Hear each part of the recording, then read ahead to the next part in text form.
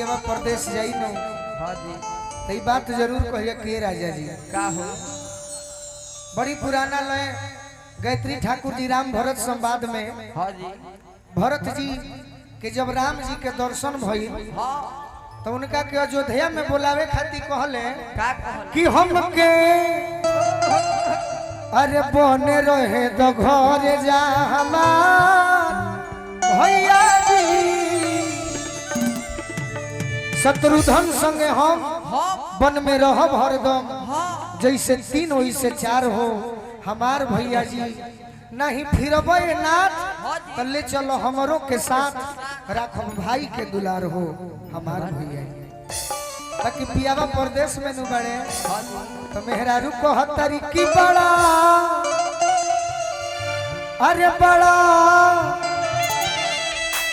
अरे जड़ाई पढ़ावता अरे पहाड़ा राजा जी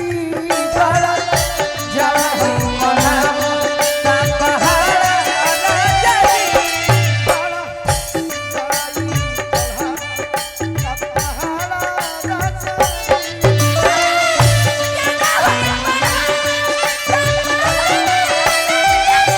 देखी कैसे भोजपुरी में बतावती है भैया के आशीर्वाद मिलल करसों IOCL gas plant Amod Singh ji की ओर से करसों से मैं अभी प्रोग्राम और है का हो जा अच्छा अच्छा कहत तरी देखो खुशी देहाती मेहरारू कहत लिया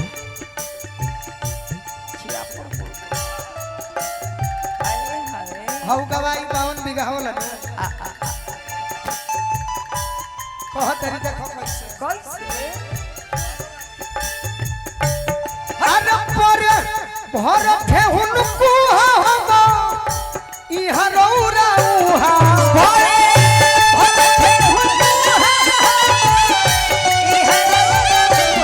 भर ठेहुन कुहा मने मने बड़ी कुहा हिलौले बा उहे कहतरी कि पर भर ठेहुन कुहा ई हरौरा उहा अरे कैसे रही करे जा के काड़ा राजा जी अरे कैसे रही करे जा के काड़ा राजा जी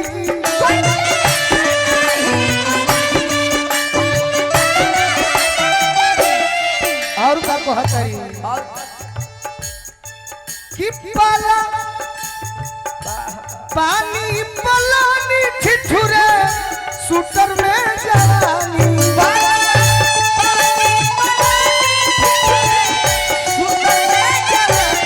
ये हमार गार्जियन संगीत के लयदार आदमी है जहाँ भी एक क्षेत्र में प्रोग्राम भइल बा तो गोरखपुर तो गइल बा हमारा खातिर लड़ाई लगे वाला है पाला पानी पलानी ठिठुरे सूटर में जवानी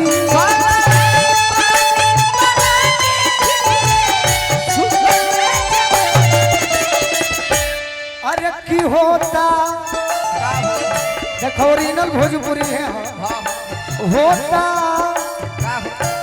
सोगह जवनिया कबाड़ा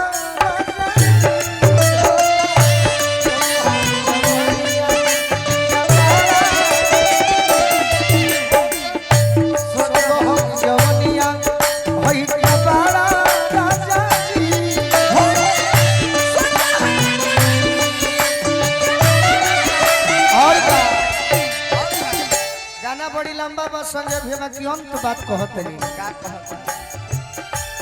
कि आजा देहि तो पेढ़ा पे बोलू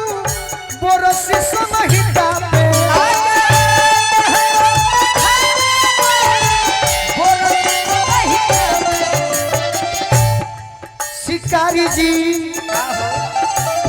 शिकारी जी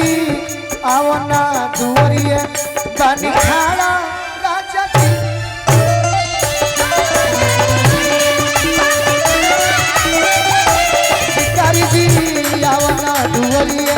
पानी खाड़ा राजा जी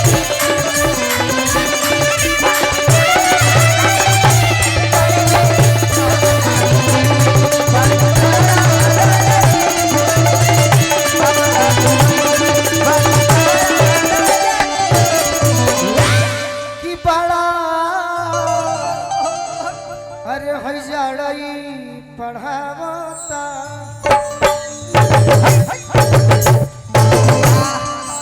दिन बानो नंबर 1